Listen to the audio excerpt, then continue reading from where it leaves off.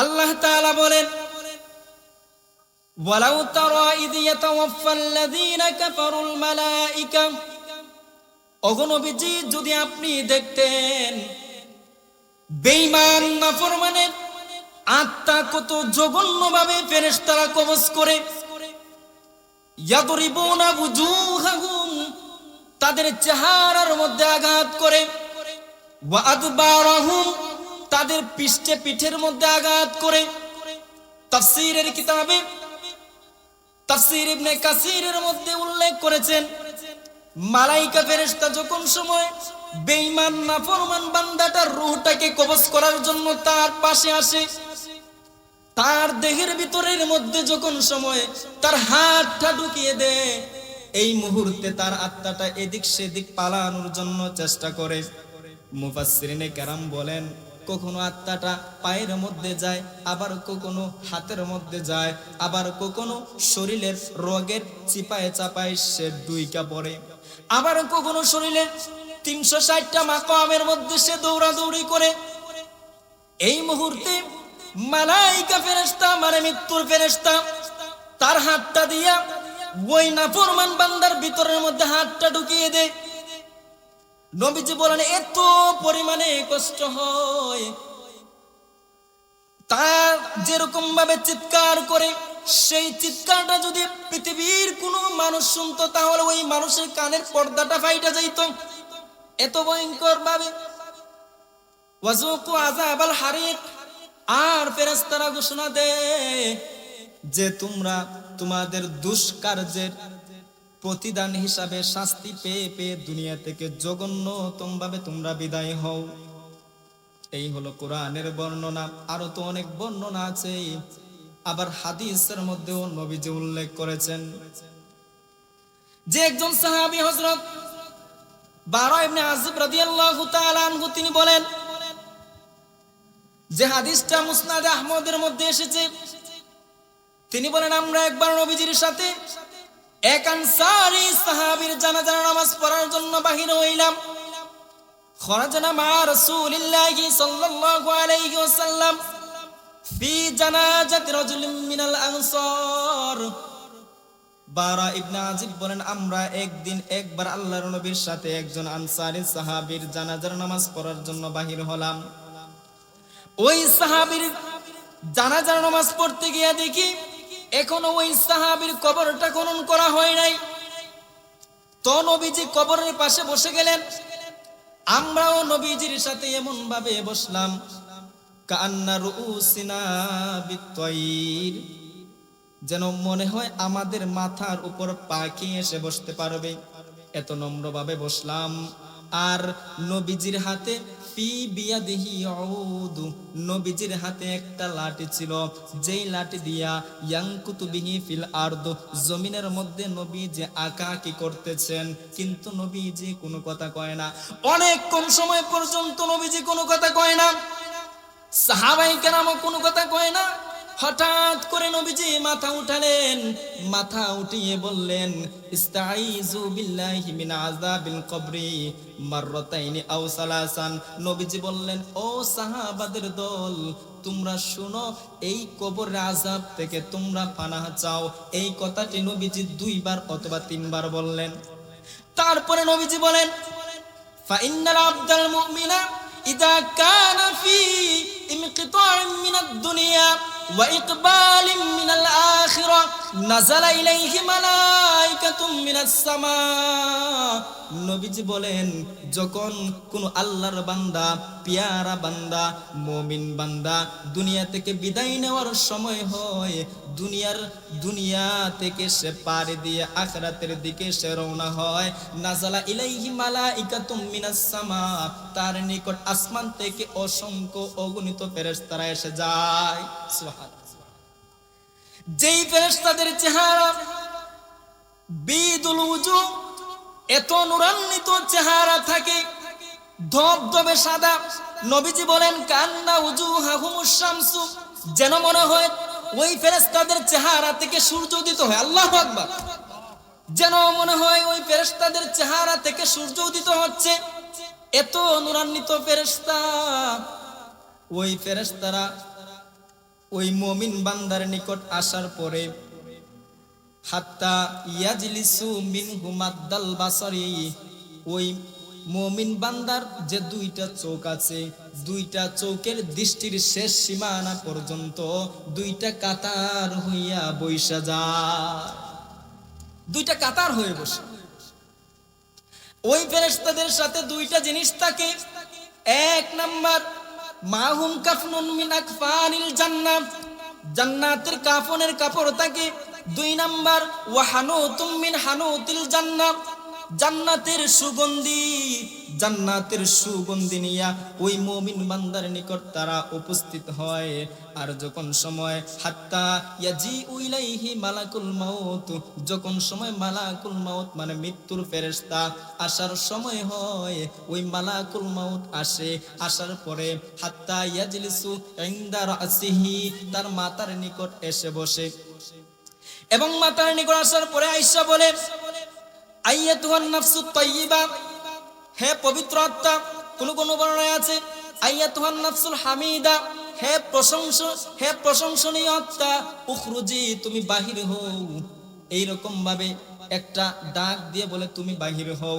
ইলা রাব্বিকি রাদিয়াতাম মারদিয়া, ইলা রাব্বিকি মাগফিরাতাম মিনাল্লাহি ওয়া রিদওয়ানা, তুমি বাহির হও আল্লাহর ক্ষমা এবং সন্তুষ্টির দিকে তুমি বাহির হও। মানে মুমিনের আত্মারা যখন সময় কবজ করার সময় হয় তখন ফেরেশতা মানে আজরাইল মালাইকা ফেরেশতা আয়েশা এরকম ভাবে বলে। মিশকাতের হাদিসের মধ্যে এরকম উল্লেখ করা হয়েছে।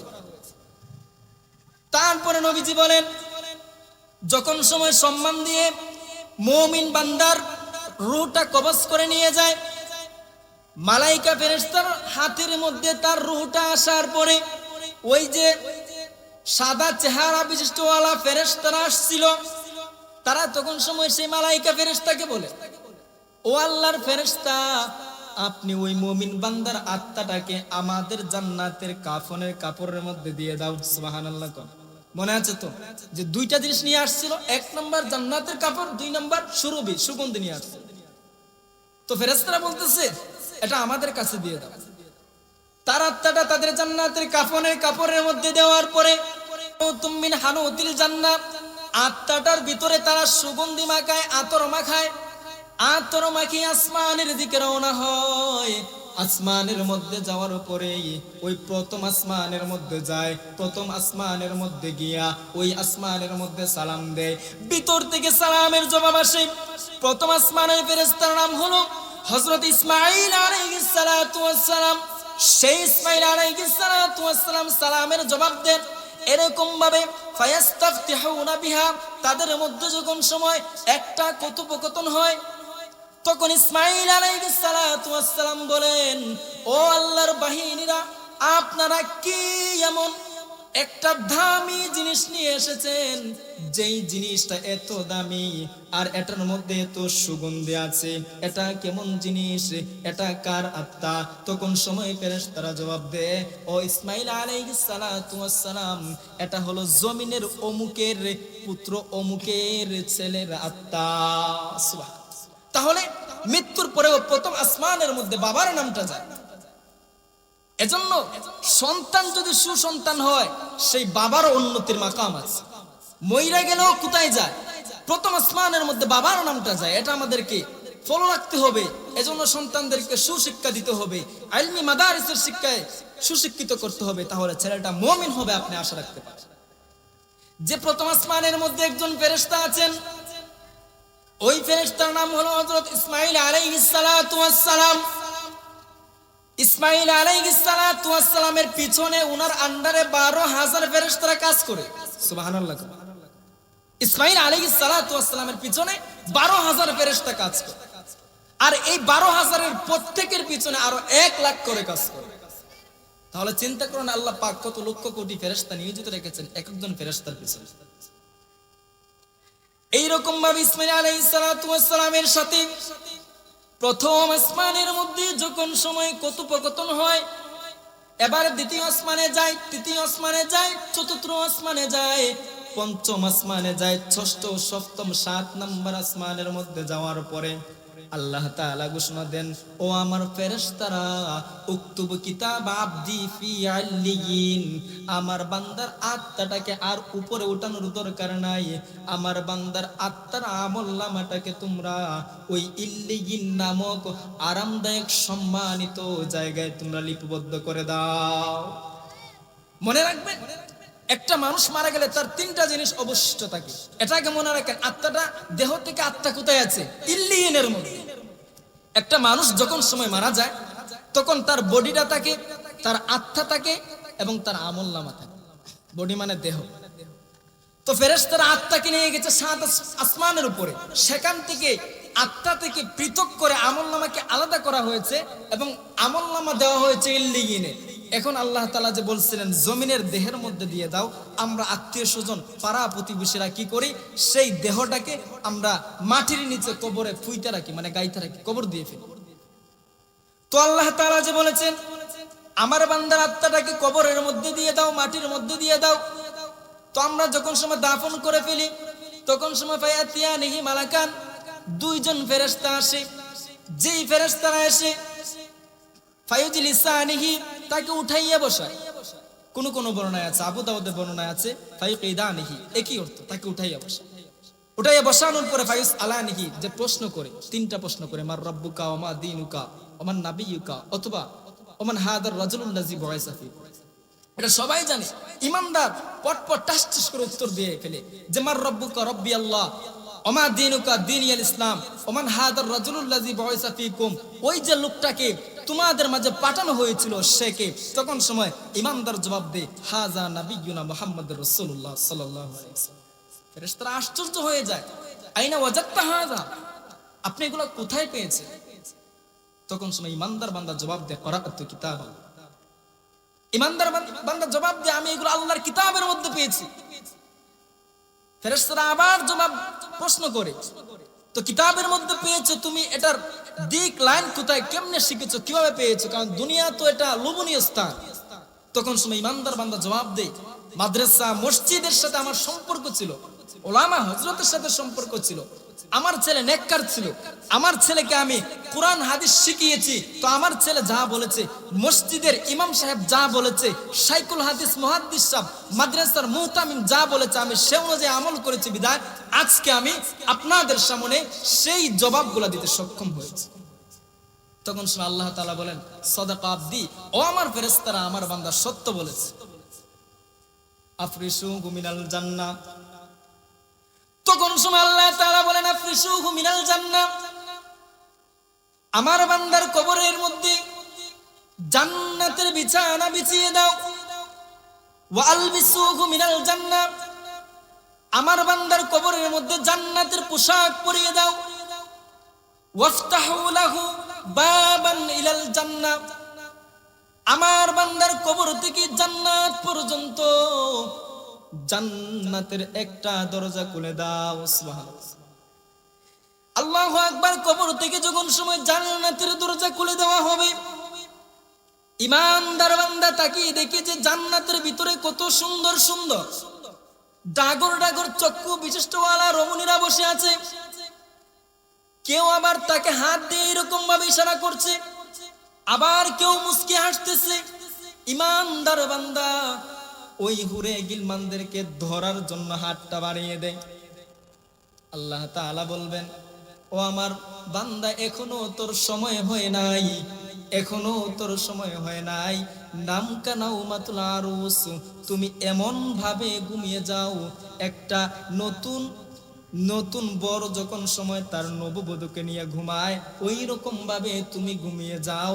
আর যখন তোমার তাদেরকে ধরার সুযোগ হবে, আমি আল্লাহ তোমার প্রিয়তমা হয়ে আমি তোমার ঘুমটা ভাঙাবো। সুবহানাল্লাহ। দেখছেন ইমানদারের কত সম্মান, কবর থেকে সে জান্নাতের সুসংবাদ এরকম পাওয়া যায়। এটা হাদিসের প্রথম স্টেপ। হাদিসের রাবি বারা ইবনে আজিম মুসনাদে আহমদ এবং এই বর্ণিত আসছে। তো দ্বিতীয় স্টেপে নবীজি বলেন ফাইনাল আবদাল কাফিরা, আর যখন কোন কাফের বান্দা দুনিয়া থেকে বিদায় নেওয়ার সময় হয়, নাযালা ইলাইহি মালাইকাতুম মিনাস সামা, তার নিকট আসমান থেকে অসংখ্য অগণিত ফেরেশতারা আসে। যেই ফেরেশতারা আসে সুদুল উজুহ, তাদের চেহারা থাকে ভয়ঙ্কর রকমের কালো। ভয়ঙ্কর রকমের কালো, আর ইমানদারের বেলায় ধবধবে সাদা। আর ইমানদারের বেলায় নিয়ে আসে কাফনের কাপড় আর জান্নাতের সুরবি, কিন্তু বদকারের বেলায় নিয়ে আসে নবীজি বলেন মা মা হুমুল মাসুহ, মানে সালার বস্তা। বস্তা চিনেন? বস্তা, বস্তার মধ্যে কি সম্মানিত দামি জিনিস রাখা হয় নাকি অমূল্য জিনিস যেগুলোর দাম নাই, তেমন মানুষে কেয়ার করে না, এগুলো রাখা হয়। আবার কি লাত্তি টুসি উষ্টা, এটাও আমার। তবে ইমান না পরমানে আত্মা যখন সময় বস্তার মধ্যে ঢুকিয়ে নেওয়া হয়, আসমানের দিকে যখন সময় রওনা হয়, আসমানের সব ফেরেশতারা লানত করতে থাকে। তখন সময় যেই ফেরেশতারা আত্মাটাকে নিয়ে আসমানের দিকে রওনা করেছে, তারা বলে আমাদেরকে তোমরা লানত করো না, আমার সাথে যেই নাফরমান আত্মাটা আছে ওই আত্মা হলো অমুকের সন্তান অমুক, তোমরা তার বংশ গোষ্ঠী, তার মা বাবা এবং তাকে তোমরা লানত করো। নাউজুবিল্লাহ বলেন। এজন্যই বলেছিলাম সন্তান যদি সুসন্তান হয় তাহলে মা বাবার সম্মান আছে। এই যে সন্তান বদকার হওয়ার কারণে কোথায় গেছে? আসমানের মধ্যে নাম গিয়েছে, আর ফেরেশতারা সে এবং তার মা বাবার উপর লানত করেছে। প্রথম আসমানের মধ্যে যখন সময় যায়, ওই আসমানের মধ্যে যাওয়ার পরে ইসমাঈল আলাইহিস সালাম দরজা খুলতে চায় না। উনি সহ জমিনের সব ফেরেশতারা মুখের মধ্যে এরকম ভাবে মানে রুমাল দিয়ে রেখেছে, গন্ধ। ইসমাঈল আলাইহিস সালাম প্রথম আসমানের দরজা খুলে না। তখন সময় আল্লাহ তাআলা বলেন, ও আমার ফেরেশতারা, উকতুবু কিতাব আবদি ফি সিজ্জিন, আমার নাফরমান আত্মাটাকে আসমানের মধ্যে উঠানোর দরকার নাই, এটাকে তোমরা জমিনের সিজ্জিন নামক সেই জাহান্নামের জেলখানার মধ্যে তোমরা লিপিবদ্ধ করে। যখন সময় আমরা দাফন করে ফেলি, তো নবীজি বলেন ফায়াতিয়ানিহি মালাকা, দুইজন ফেরেশতা আসে, আসার পর তাকে উঠাইয়া বসায়, এইরকম ভাবে সওয়াল জবাব করে, ফায়াসআলানিহি, এইরকম ভাবে প্রশ্ন করে। তো ইমানদার বান্দা কোন এই বদকার বান্দা কোনো জবাব দিতে পারে হা হা লা আদরি, একটা জবাব। তখন সময় ফেরেশতারা প্রশ্ন করে, আলাম ইয়াতিকুম নাযির, ও বান্দা তুমি কি দ্বীন ইসলামের দাওয়াত পাও নাই? তোমার কাছে কি এগুলো পৌঁছানো হয় নাই? তুমি কি নামাজ রোজা পড়ো নাই? মাহফিল মসজিদের মধ্যে যাও নাই? সে কোনো জবাব দিতে পারে না। তখন আল্লাহ তাআলা বলেন কাযাবা আবদি, আমার বান্দা মিথ্যা বলেছে। আফরিসুহু মিনান নার, তার কবরের মধ্যে এক্ষুনি এই মুহূর্তে জাহান্নামের বিছানা বিছিয়ে, ওয়া আলবিসুহু মিনান নার, এবং জাহান্নামের একটা পোশাক পরিয়ে দাও। আচ্ছা, আমাকে যদি একটা রুমের ভিতরে ঢুকিয়ে আগুন, জাহান্নাম তো আগুন, আগুন ধরিয়ে দেওয়া হয়, আবার একটা পোশাকও পরিয়ে দেওয়া হয়, তাহলে কতটুকু কষ্ট হবে একটু অনুধাবন করেন তো। পারবেন? কখনো পারবেন না। তাহলে বাবা কেন মৃত্যু, মানে মৃত্যুর কথা চিন্তা করে কেন মানুষ নামাজ পড়ে? এটা মুসলমান, আর কিচ্ছু লাগে না। যদি সে জাস্ট এতটুকুই লাগে, না জানি কখন চলে যেতে হবে, এতটুকুই যথেষ্ট, তার জীবন পরিবর্তন হয়ে যাবে।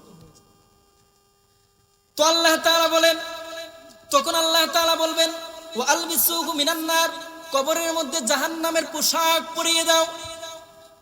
ওয়াফতাহু লাহু বাবান ইলান নার, কবর থেকে জাহান্নাম পর্যন্ত একটা জাহান্নামের দরজা খুলে দাও।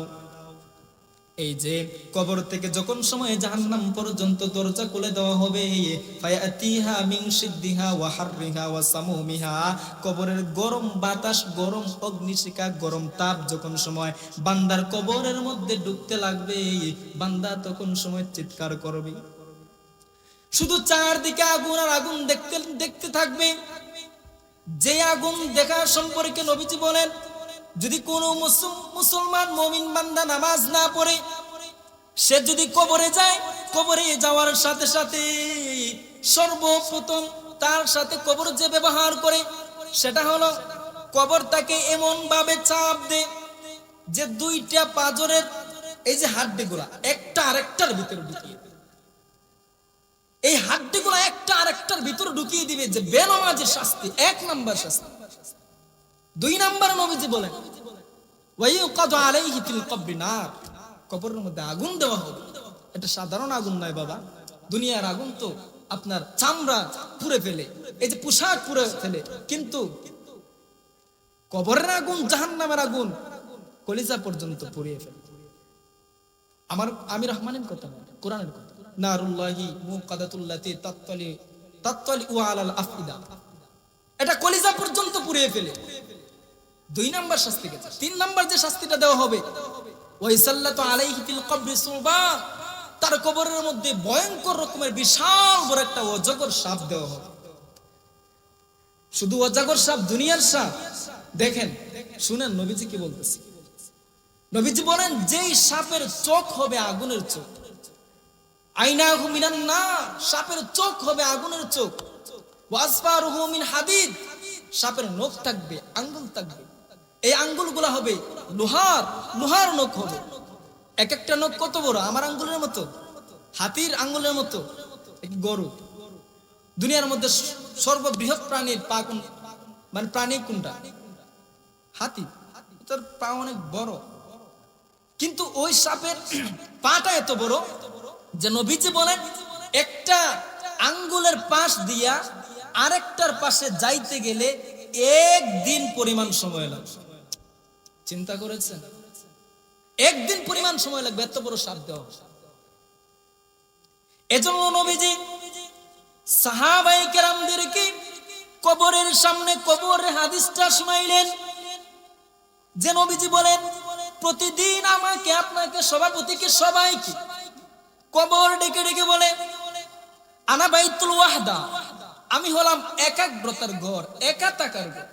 দুনিয়ার মধ্যে সন্তান বাবার ছাড়া ঘুমাইতে চায়, জড়িয়ে ধইরা ঘুমায়। কথা কোন ঠিক? সন্তান বাবাকে ছাড়া থাকে না, বাবা সন্তানকে ছাড়া থাকতে পারে না। কিন্তু কবর কি বলে? আমি একা থাকার ঘর, 2 জন পাইবা না। আনা বাইতুজ জুলমা, আমি হলাম অন্ধকারের ঘর। অনেক মানুষ অন্ধকার ঘরের মধ্যে থাকতে ভয় পায়, একা একা থাকতে চায় না। এই যে লাইট জ্বালিয়ে রাখে, যে কোনো একটা মাধ্যম সে রাখে, আলোকিত করে রাখে, তারপর রাতে শুয়ে যায়, কিন্তু অন্ধকারে শুইতে পারে না। কিন্তু কবর তো বলে আমি অন্ধকার। আনা বাইতুত তুরাব, আমি হলাম মাটির ঘর। হ্যাঁ, ধানমন্ডিতে আপনার বাড়ি, এই যে সিলেটে আপনার বিশাল বড় ফ্ল্যাট আছে, এখানেও আপনার বিশাল বড় ফ্ল্যাট আছে, আরাম নরম বিছানা ছাড়া আপনি শুইতে পারেন। একটু ময়লা হলে আপনি আপনার কাজের বুয়াকে ধমক দেন, এখানে এটা বিভিন্ন কিছু করে। অথচ আনা বাইতুত তুরাব, আমি মাটির ঘর। এজন্য মুহতারাম হাজিরিন, ভালো করে বোঝা দরকার, কবরের মধ্যে কেউ থাকবে না। কবর বলে আনা বাইতুত তুরাব, আমি মাটির ঘর। আনা বাইতুদ দুধ, শুধু মাটি নয়, অন্ধকার নয়, একা টাকা নয়, বরং আমি পোকা মাকড়ের ঘর। একটা সাপ দেখলে চিৎকার মাইরে ওঠে। কথা কোন ঠিক? মানুষ একটা সাপ দেখলে চিৎকার মারে, কিন্তু কবর আমি পোকা মাকড়ের ঘর। এটার ভিতরে অনেক রকমের আইটেম আছে, অনেক ধরনের আইটেম আছে, আল্লাহ পাক ছাড়া কেউ জানে না। এজন্য হযরত আলী উসমান রাদিয়াল্লাহু তাআলা আনহু তিনি বলেন, তিনি কবরের পাশে গিয়ে কান্না করতেন। আলী রাদিয়াল্লাহু তাআলা আনহু তিনিও ভয় পাইতেন। এজন্য নবীজি বলেন যে ফামা বাদাহু আইসার, কোন বান্দা যদি সেই কবরের প্রথম গাটিতে সে মুক্তি পাওয়া যায়, ছাড় পেয়ে যায়, তাহলে পরবর্তী গাটিগুলো তার সহজ হয়ে যাবে। সুবহানাল্লাহ। আর ওয়া ইল্লাম ইয়ানজু মিনহু ফামা বাদাহু আশার, যদি প্রথম গাটিটা কঠিন হয়ে যায়, তাহলে পরবর্তী গাটিগুলো তোমার 7 জনম, কি যে আমাদের একটা গ্রাম্য ভাষায় কথা বলে না, এরকম, মানে এত কঠিন হবে, তুমি এই যে জাহান্নাম থেকে মুক্তি পাইবে, রেহাই পাবে, এটা কখনো আশা করো না, এত কঠিন। কিন্তু নবীজি বলেন, কোন বান্দা যদি কবরের মধ্যে ঈমানের সাথে যাইতে পারে, তো আল্লাহ তাআলা বলেন, বান্দা তোর কোনো ভয় নাই, তোর কোনো চিন্তা নাই, কেননা আমি আল্লাহ তাআলা তোর সাথে আছি। আল্লাহ তাআলা যদি আমার সাথে হয়ে যায়, মাল্লাহুল মাওলা ফালাহুল, আল্লাহ তাআলা যদি আমার হয়ে যায়, তাহলে আমার কি লাগে? কিচ্ছু লাগে না। কবরে কোনো ভয় নাই। এজন্য শর্ত হলো মুমিন হতে হবে। কোরআনের অসংখ্য কিন্তু আয়াতের মধ্যে আল্লাহ তাআলা মানে মুমিনদেরকে অনেকবার ডেকেছেন মুমিন হওয়া শর্ত। 2 নম্বরে নবীজি বলেন, কোন বান্দা যদি কবরের মধ্যে ঈমান নিয়ে যায়, আল্লাহ তাআলার পেয়ারা বান্দা হয়ে কবরের মধ্যে যায়, তো আল্লাহ তাআলা বলেন কবর থেকে ফুলসিরাত পর্যন্ত তোমার কোনো ভয় নাই, তোমার কোনো টেনশন নাই, কেননা আমি আল্লাহ তাআলা তোমার হয়ে যাব। আর যদি তোমার হয়ে যায় তাহলে সবকিছুই তোমার। এই যে ফুলসিরাত শব্দটা নবীজি এনেছেন, ফুলসিরাত এটা কিন্তু মুখে উচ্চারণ করতে 1 সেকেন্ডও সময় লাগে না, লাগে না 1 সেকেন্ডও সময় লাগে না, এত সহজ ফুলসিরাত। কিন্তু এটা অনেক কঠিন বাবা, অনেক কঠিন, আপনি চিন্তাও করতে পারবেন। নবীজি বলেন তাফসীরে জালালাইনের মধ্যে হযরত হাসান রাদিয়াল্লাহু তাআলা আনহু থেকে একটা কল আসছে, ফুলসিরাতের গাটি এত কঠিন গাটি হবে, কোন বান্দা মানে সেকেন্ডের ভিতরে ফুলসিরাতের পুলটা পার হয়ে যাবে। আগে এটা শুনেন, ফুলসিরাত হলো যে তরবারি থেকেও চিকন এবং অধিক ধারালো, এটা থেকে এত ধারালো আপনি কোনো কিছু মানে এটার বর্ণনা কেউ দিতে পারবে না, এবং পৃথিবীর কোনো ইলেকট্রিসিটি বলেন, বিজ্ঞান বলেন, কেউ এটা তৈরিও করতে পারবে না। তো হাসান রাদিয়াল্লাহু তাআলা আনহু বলেন যে ফুলসিরাত এটার পারের মধ্যে আল্লাহ তাআলা 2 জন ফেরেশতা রাখছে, যেই ফেরেশতারা আপনি আমি যখন সময় যাব, কারণ একটা মানুষ জান্নাতে যাইতে গেলে ফুলসিরাতের পুলের উপর দিয়ে যাইতে হবে, জাহান্নামে যাইতে গেলেও সেই ফুলসিরাতের পুলের উপর দিয়ে যাইতে হবে, তাছাড়া বিকল্প কোনো রাস্তা থাকবে না। তো জান্নাতের মানুষ যাবে বা জাহান্নামে যাবে, সেই ফুলসিরাতের পারের মধ্যে যাওয়ার পরে প্রত্যেকটা বনি আদমের কাছে এইরকম একটা সার্টিফিকেট থাকবে, সে জান্নাতি নাকি জাহান্নামী। তো এইটা নিয়ে যখন সময় সে ফুলসিরাতের পারে যাবে, ওইখানের মধ্যে যাওয়ার পরে সে জাহান্নামী হলেও ফেরেশতারা বলবে না, জান্নাতি হলেও বলবে না, ফেরেশতারা এখানে দাঁড়িয়ে আছে। তবে শর্ত হলো একটা, যার হাতে সার্টিফিকেটটা দেখবে তাকেই ফেরেশতারা সেই ফুলসিরাতের পুলের উপর দিয়া যাইতে দিবে। তো ধরে নেন আমি জাহান্নামী, হ্যাঁ আমি সত্যি অনেক গুনাহগার, আমি জাহান্নামী।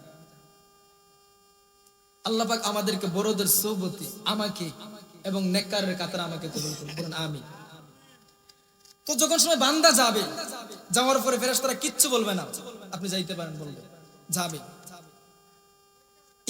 বেঈমান বান্দা যখন সময় ফুলসিরাতের ফুলের মধ্যে পাটা রাখবে, আল্লাহু আকবার, হাসান রাদিয়াল্লাহু তাআলা আনহু বলেন সঙ্গে সঙ্গে 2 টুকরা হয়ে আসে নিচের মধ্যে, 2 টুকরা হয়ে নিচে পড়ে যায়। তো আদম সন্তানের ভিতরে অনেক লোভ, সে আবার হামাগুড়ি দিয়ে জাহান্নামের কিনারায় আসে। তো নিচে যাওয়ার পরে এখানে কিন্তু আগুনের শাস্তি সে পাবে, জাহান্নামের আগুন কালো। এদিকে গেলে অনেক লম্বা আলোচনা হবে, এদিকে যাচ্ছি না। তো হামাগুড়ি দিয়ে জাহান্নামের পারে আসবে, আবার এখানে উঠবে, উঠে আবার চেষ্টা করবে যে মনে মনে আশা থাকবে আমি এই ফুলটা পাড়ি দিতে পারলে আমি জান্নাতে চলে যাবো, কারণ বনি আদমের ভিতরের লোক। আবার আসবে, আবার জাহান্নামে পড়বে, এরকম ভাবে পড়তে থাকবে, সে শাস্তি পাইতেই থাকবে। এত কঠিন ভাবে আল্লাহ তাআলা ধরবেন জাহান্নামে। তো এই জন্য নবীজি বলেন যে বান্দার ভিতরে ঈমান আছে আর সেই ঈমান নিয়ে সে কবরের মধ্যে যাবে, তো আল্লাহ তাআলা বলেন ওই বান্দার কোনো ভয় নাই, কোনো টেনশন নাই। 3 নম্বরে নবীজি বলেন কোন বান্দা যদি ঈমানের সাথে কবরে যায়, তাহলে ওই বান্দা কবরে যাওয়ার সাথে সাথে ওয়া আবশিরু বিল জান্নাহ, আল্লাহ তাআলা জান্নাতের সুসংবাদ দিয়ে দেয়। সুবহানাল্লাহ, জান্নাতের সুসংবাদ দিয়ে দেয়। জান্নাতের নাজ নিয়ামত বিশাল সমাহার, অনেক বান্দা কখনো কল্পনা করতে পারে না। মা লা আইনুন রাআত ওয়ালা উযুনুন সামিআত ওয়ালা খাতারা বিকলবি বাশার, যে জান্নাত এমন কোন বান্দা চোখেও দেখে না, অন্তর দিয়েও কল্পনা করতে পারে না। কেমন ভাবে আল্লাহ তাআলা জান্নাতটা বানাইছেন, কেন বানাইছেন? একমাত্র আপনি আমাদের জন্য জান্নাতটা বানিয়েছেন। একটা মানুষ যখন সময় ফার্স্ট সর্বপ্রথম জান্নাতের মধ্যে যাবে, আল্লাহ তাআলা তাকে 33 বছরের যুবক বানাবেন, আর কোন এই নেককার নারীদেরকে আল্লাহ তাআলা 18 বছরের রমণী বানাবেন। ওই যে আমরা ছোটবেলা আমাদের দাদুদেরকে বলতাম বুড়া মানুষ জান্নাতে যাবে না, কারণ তারা তো বুঝতো না। দুনিয়ার মধ্যে কেউ 100 বছর অবস্থায় মারা গেছে, 65 বছর অবস্থায় মারা গিয়েছে, লা সমস্যা, কোনো সমস্যা নাই। জান্নাতের মধ্যে আল্লাহ তাআলা সেই 33 এবং 18 বছর দিয়ে উঠাবে। জান্নাতের মধ্যে যাওয়ার পরে সর্বপ্রথম যে খাবারটা দেবেন সেটা হলো একটা মাছ। মাছটা কোথায়? ওই যে আজকে ভূমিকম্প হয়েছে, অনেকেই বলে পৃথিবী বিভিন্ন কিছুর উপরে আছে। তো জান্নাতের মধ্যে যে সর্বপ্রথম খাবারটা দিবেন, নুন ওয়াল কলামি মা ইয়াসতুরুন, এই আয়াতের তাফসীরের মধ্যে বুখারী শরীফের মধ্যে হাসিয়ার মধ্যে এটা উল্লেখ করেছেন যে সর্বপ্রথম জান্নাতের মধ্যে যাওয়ার পরে মাছটা দিবেন। তো মাছটা কোথায় আছে? সর্বপ্রথম শুনতে হবে যে পৃথিবীটা কোথায় আছে। পৃথিবীটা আছে একটা মহিষের সিংহের উপরে। মহিষটা কোথায় আছে? মহিষটা আছে পাথরের উপরে। পাথরটা কোথায় আছে? পাথরটা আছে যে পানির উপরে। পানিটা কোথায় আছে? মাছের উপরে। মাছটা কোথায় আছে? এই যে বর্তন প্লেট, এরকম এরকম প্লেটের উপরের মধ্যে মাছটা আছে। তো এই বর্তন প্লেট কোথায় আছে? আল্লাহ তাআলার সেই বাহিনী ফেরেশতাদের উপরে আছে। সুবহানাল্লাহ। এই মাছটাকে আল্লাহ তাআলা ফ্রাই করবেন এবং 7টা জমিন, যে 7 জমিন 7 আসমান, এটাকে আল্লাহ তাআলা রুটির খামির বানাবেন। তো এই পৃথিবীর মধ্যে কত ধরনের ফল আছে, সব ফলগুলো যে জমিনের ভিতরে থাকে এটাকে রুটির খামির বানিয়ে আল্লাহ তাআলা স্পেশাল একটা নাস্তা বানান, তাহলে কতটুকু মজা হবে। তো আল্লাহ তাআলা তখন সেই জান্নাতীদের মাঝে সেই মাছের খাবারটা দিবেন, আর পৃথিবী দিয়ে যে রুটির খামির বানিয়ে স্পেশাল কিছু তৈরি করেছেন এটা দিবেন। সুবহানাল্লাহ। তো মুহতারাম হাজরিন, জান্নাতে যাইতে হলে 1 নম্বরের শর্ত হলো ঈমান ঠিক করতে হবে, আর মৃত্যুর কথা সব সময় আমাদেরকে স্মরণ করতে হবে। যে হাদিসটা পড়ছিলাম এটা শোনাই, যে নবীজি বলেন পৃথিবীতে এমন অন্তর আছে যে অন্তরগুলা মরিচিকা পড়ে গিয়েছে, জং ধরে গিয়েছে। সাহাবায়ে কেরাম বললেন, কিলা ইয়া রাসূলুল্লাহ ওয়া মা জিলাউহা, ওগো আল্লাহর পয়গম্বর এটাকে পবিত্র কেমনে করব? তখন নবীজি বলেন, কাসরাতু যিকরিল মাউত, 1 নম্বরে মৃত্যুর কথা স্মরণ করো, 2 নম্বর ওয়া তিলাওয়াতুল কুরআন, কোরআন তেলাওয়াত করো। আল্লাহ পাক রব্বুল আলামিন আমাদেরকে বেশি বেশি মৃত্যুর কথা স্মরণ করে ইবাদতের দিকে দাবিত হওয়ার তৌফিক দান করুন। ওয়া আখিরু দাওয়ানা আনিল হামদুলিল্লাহি রাব্বিল আলামিন।